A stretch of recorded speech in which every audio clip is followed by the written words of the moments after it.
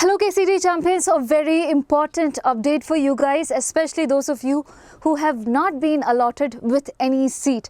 So as I told you in the earlier video, KA has officially released the remaining seats after third round's allotment, my dear children, and I'll tell you how you can check it.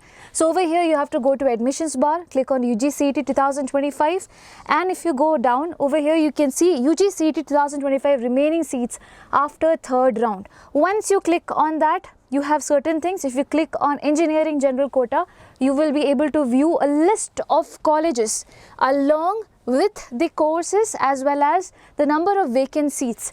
So same goes for all the MVJ College of Engineering, 3 branches are still available with these many seats still vacant out there. Similarly, Gaussian Engineering College, these many seats are available even in computer science and engineering. So make sure you're looking for the the quality of the college as well, whether they have good placement rates, how far is it from your home, and after that please take a mature decision whether if at all you want to go ahead with that.